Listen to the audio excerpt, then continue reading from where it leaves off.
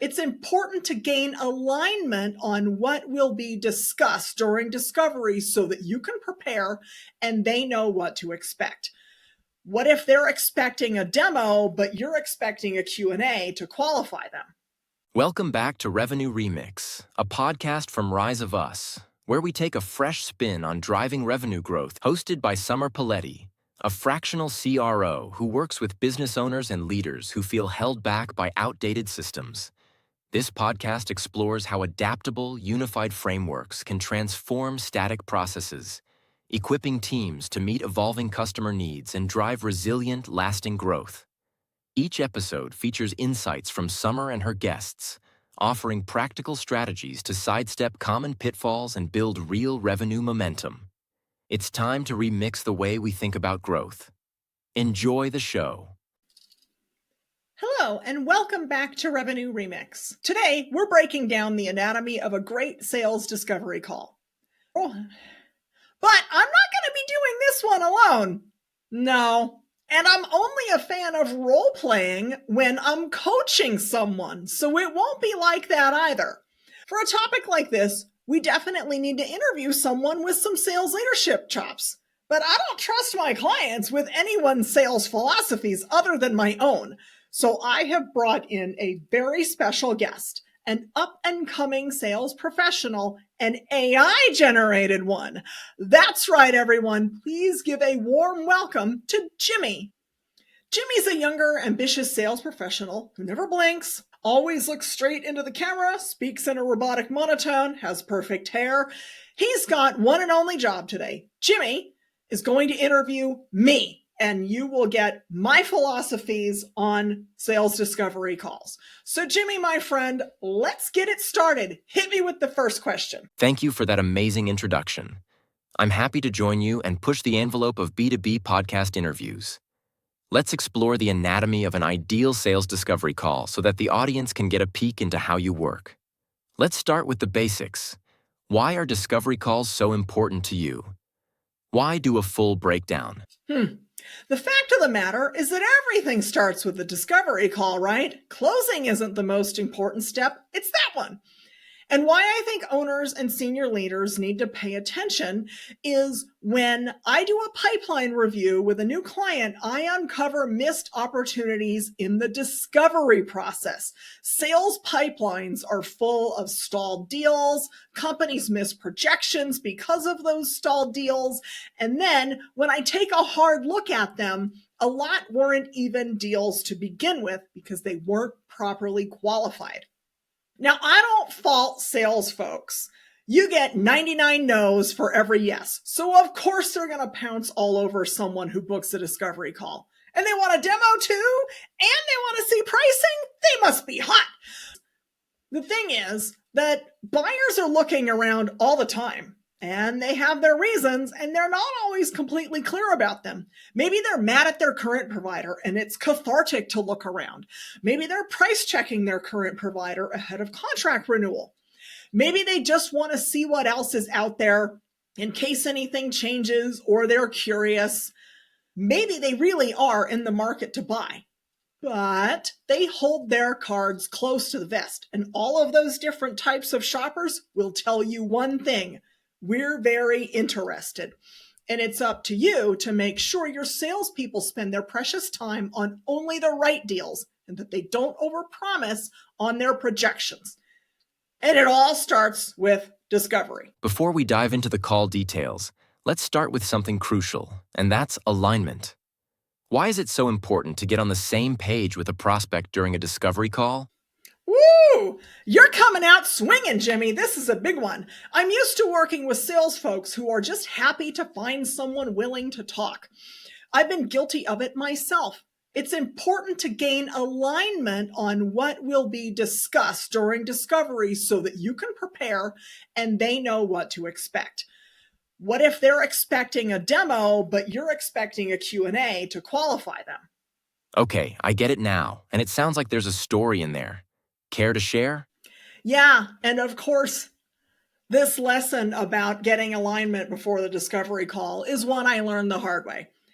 One story that sticks out to me is when I first was promoted to VP of Sales, and my boss, the former VP of Sales, lined up a meeting with someone who was interested in learning a little bit more about our brand new system.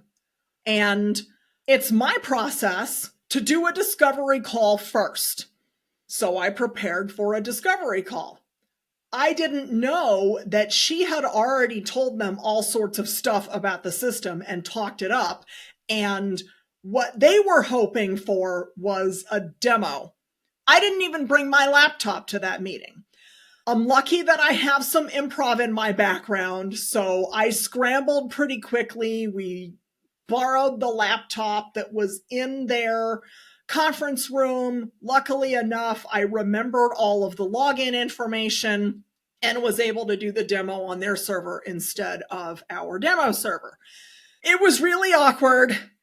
So I learned that no matter who tees up the meeting, there needs to be a short discussion or at a minimum an email that asks them, hey, just so that I can prepare, what were you hoping that we could cover? So you get in sync before the call. How do you like to start the call to create engagement right from the beginning? Starting the meeting, sure. You have to start with some small talk, but most of the time we're not trying to waste time. You're not really going to go on vacation with these folks, right? And I don't want salespeople to ever blur the lines between who they think is their buddy and who's actually a business associate. So we want to start with a little bit of small talk, the first minute or two, greet people, introduce people, and the little mini agenda that we set when we got aligned before the call so that we know what we're going to talk about that, I confirm that. We've got 30 seconds set aside. We're going to go over this today and then lay out the outcome of the call or the expected outcome of the call so that we don't spend an hour and not really move the ball forward. So engagement in the beginning is light, and then we're going to get down to business because most of the time, these are not social calls. More managing expectations. I see a trend. What are the key things a salesperson should have prepared before the call starts? So we already talked about the fact that discovery call is the most important part of the sales process. Prep is pretty much the most important part of the discovery call because you don't want to show up looking flaky. This might be your first call with this prospect, but most B2B buyers right now have filtered down their hot list and are talking to their top 3 contenders. You cannot afford a fumble here. So make sure you do research on the prospect, and an AI model can help you do that in seconds. I actually tested it today. It did the research and started producing potential questions that I could ask the prospect in 7 seconds. When it comes to asking questions, what separates an okay discovery call from a truly great one? So you're going to prepare 3 to 5 open-ended questions that you need to ask them. And these are your qualifying questions, the ones that let you know if there's a deal or not. And do not assume that just because they're talking to you that you had a deal. Remember, you can ask them, what were you hoping we could help with? You can ask some pointed questions that show you've done some research, which is, again, why it's good to have an AI model do your research. Buyers today expect some amount of personalization. So you need to know who they are, how big they are, what industry they are, and then tailor some questions around that. That AI model can do that while you're doing something else. And then you're going to decide in advance what is the next logical outcome after the call is done so that you don't fall into their check back in 2 weeks trap. I'm going to tell you, we're interested. We have to discuss internally. Call us back in 2 weeks. That is Southern Auntie for no. Is there a structure or framework you follow to make sure you're uncovering the right information? A great discovery call is one that has structure and purpose, and one that is designed to understand as quickly as possible if this is a company that fits your ideal client profile, that needs something that you can provide and who is really serious about buying. A flimsy or okay discovery call is going to go through the motions and put somebody in your pipeline, but the good discovery call sorts out the shoppers from the buyers. And buyers expect some level of personalization, of course. So your pre-prepared questions aren't generic. Remember, they're at the end of their buying journey, whether or not this is the first time that you've talked to them. So you have to show up looking like you know what you're talking about. So on that discovery call, do not waste time finding out things that the AI search could tell you, like how many employees they have or how many clients they have or what's their annual revenue. You're going to skip those and get straight to the meat of it. The good discovery call gets a really meaty discussion in, even though it's your first discussion with them. Find out their business challenges that you can solve. Find out the impact of those decisions. Is it costing them money? Is it costing them clients? Is it costing them personal stress? And you're going to find out about their buying process. Remember, they're 70% of their way to their decision, so they're going to know their cost expectations or what their budget is. They're going to have a committee working on this project. So they're going to know who's involved in making or influencing the decision. They're going to know approximately what their time frame is and what their urgency is. A good way to get to that without seeming too nosy is to ask them, tell me about the last time you implemented something like this. So with all that structure, generic scripts don't work. If that's the way you're going to sell, just send them a questionnaire. Like a good story, I want a beginning, middle, and an end.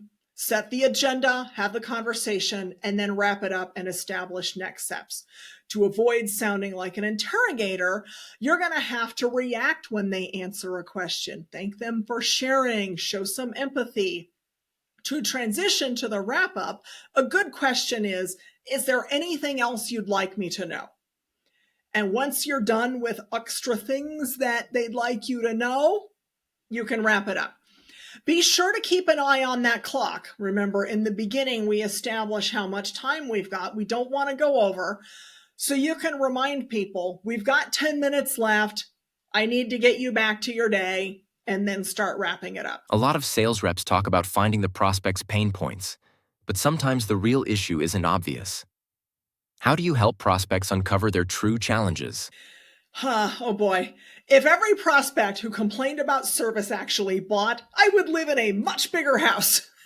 That is the hardest thing, digging beyond surface level pain or finding out that the person who says they're fine isn't. Boyfriends, of course, know what I'm fine really means. You can politely challenge people. Oh, you're happy with your provider. That makes sense. They do good work. I'm curious. What do you love about them? And what you're looking for is, well, I don't know that I'd say love. If they complain about a surface level pain, you have to know that that's rarely enough to make a change of software provider or service provider. So you can politely push back here. I bet you manage though.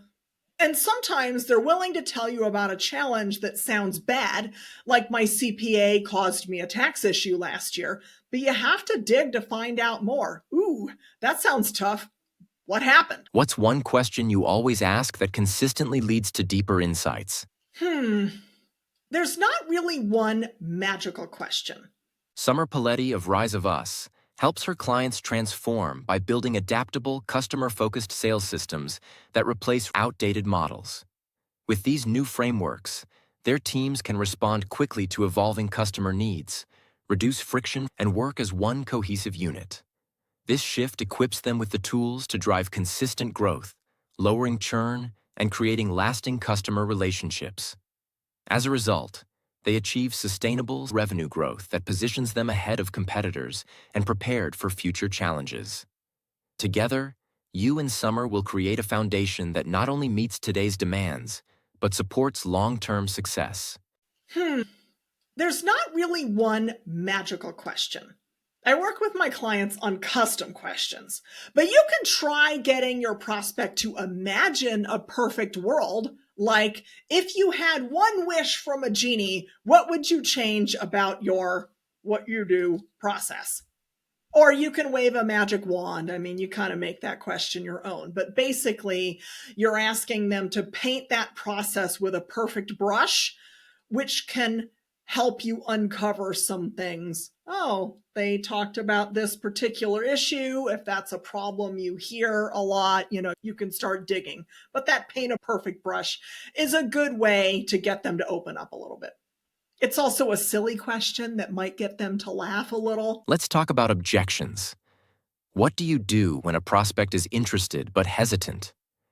Maybe they're holding back key details, or they seem like a fit but aren't fully engaged. Now, that one is easier to do live with a real prospect.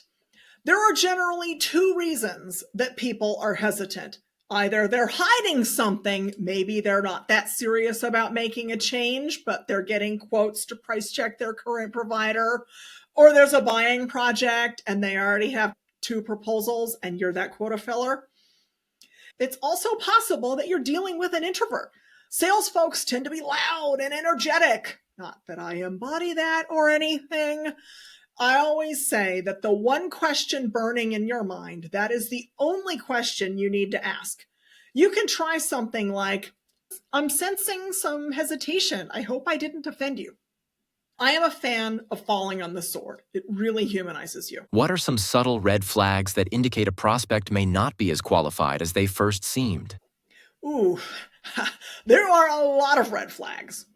Prospect dominates the conversation and peppers you with questions. They might be looking for free consulting.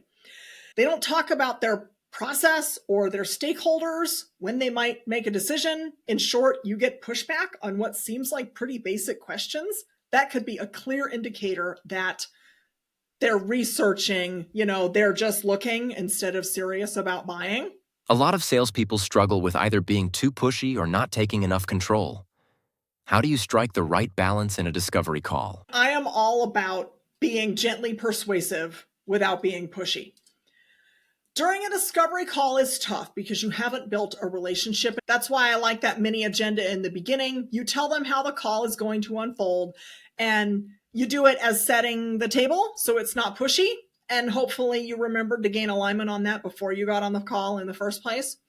Most of a discovery call is a Q&A. So as long as you're laying some empathy, it won't come across as pushy.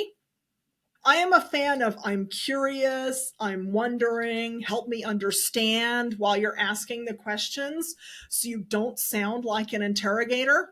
I'm also a fan of giving people space to say no. You're going to give them permission to tell you that they're not interested so that they don't think they have to be polite and string you on. You're going to give them permission to not answer some questions that might feel a little bit too probing. When you give people space to politely say no or decline, you're less likely to get that ghosting situation. And more than anything, you got to watch your tone. You don't want to sound like you're plowing through your list of questions. Again, that's why I don't love call scripts. You have to care about their problems and whether or not you can solve them. And to demonstrate that, you have to be willing to walk away if you can't solve a problem or if they don't have a problem. People will sense if you just see them as a wallet. Once you've had a solid conversation, how do you like to wrap up the call to ensure a clear next step? If someone has spilled their guts and told you about all these problems they're experiencing, I like hey, there's good news. I think I can help. Or even, I think I can help. Something like that. What we want to say is, I think I can help. I'm positive I can help. I can probably help. This goes back to not coming across as too pushy. You can tell them that you have what is needed in order to work up a proposal. When can your team get together to review? You want to make sure you get all the stakeholders on board. So you're going to ask them something like, is there anyone who's going to feel left out if we don't check with them? Or is there anyone who will feel left out if we don't invite them to the next call? Something like that. And then, of course, my rule is no emailed proposals unless it's a follow-up. You need to be able to answer any questions that they have on the spot.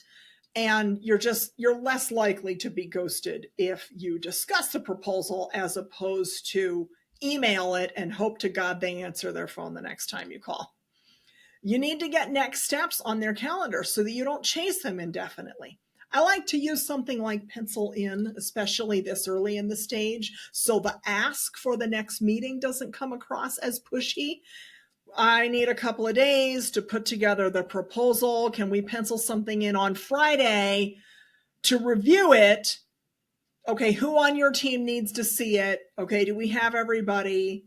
We want to make sure we don't offend anybody by not inviting them to the meeting. Something like that can wrap it up and establish next step, again, without seeming too pushy. Now we've outlined what makes a great discovery call, but in reality, no call is ever perfect. Why is good enough usually better than chasing perfection? That is a great question. Good enough is good enough. Perfect is the enemy of good. You choose your cliche. But if someone spends so much time prepping that they don't make the calls or they don't set the calls until they know everything, this is especially dangerous with a new sales rep. That is a challenge. If you're on a call and you're following a rigid structure and don't allow rapport building, that's a big mistake too. If you forget a step or a question, you can always play cleanup later. The most important is to pencil in that next date. It's like a second date, you need to know they're just as interested as you are. What I advise CEOs and senior leaders is to get your folks on the phone as soon as possible, making appointments. If they don't do all of their discovery questions, you can do cleanup later. You can always make improvements and fill in those gaps as long as you do it before you've talked to the prospect for like 6 months, right? Cleanup? That sounds like you might have a bonus tip. Hope you have time for one more. If someone forgets a critical step, how can they make that up without feeling awkward? Oh my gosh, there is nothing worse than hanging up or getting in your car and realizing that you missed something. It happens to me, unfortunately, more often than I want to admit. But don't beat yourself up. I've got a patented trick that is magical. And by the way, I stole it from someone else, so you can feel free to steal it from me. You're going to call them back. Whenever you do is your choice. You could call them when you're in your car. It's fine. But do it soon while the meeting is still fresh in their mind. Maybe you don't want to seem too desperate and automatically redial, but do it later that day or the next day, depending on when you had the meeting. And here's the magic. Hey, so-and-so, I was reviewing my notes and I had a couple more questions. Or, hey, so-and-so, I was thinking about this on the drive home. You mind if I ask a couple of follow-up questions? Reviewing your notes, thinking about it, you get to sound smart instead of like an awkward bimbo. And who is going to decline that call? You were studying, you have an extra couple of questions. Most people take that call and call you back. I got a lot of reminders and learned a few new tips. Sales is a tough game, and it's good to continuously upskill so we can keep up with the changing expectations of buyers. It was fun joining you. I'll turn it back over to you to wrap it up. Well, thank you, Jimmy. What a guy. Always prepared, always professional, always wearing the same exact kind of creepy facial expression. He said he had fun. Did you believe him?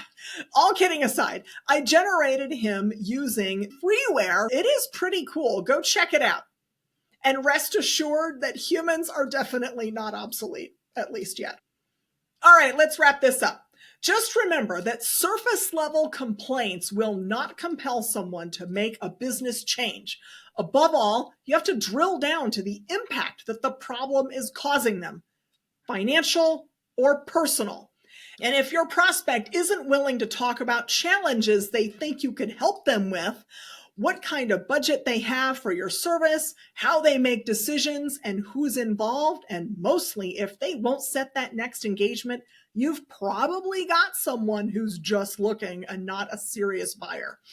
Make sure your team isn't wasting resources chasing deals that aren't real, and get tight about those discovery meetings. Hopefully, You had as much fun as I did with this, and hopefully you walked away with a tip or a reminder. If you liked this episode, drop a review, share it with your network, and if you're a real human with a good story to tell, I'd love to have you on the show. If you want to review your discovery process and look for areas that could be improved, book a quick chat. Spend 15 minutes with me, and I'll give you one free insight.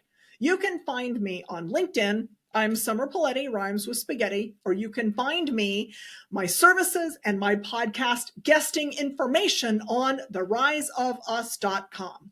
Appreciate the listen, and I will see you next week.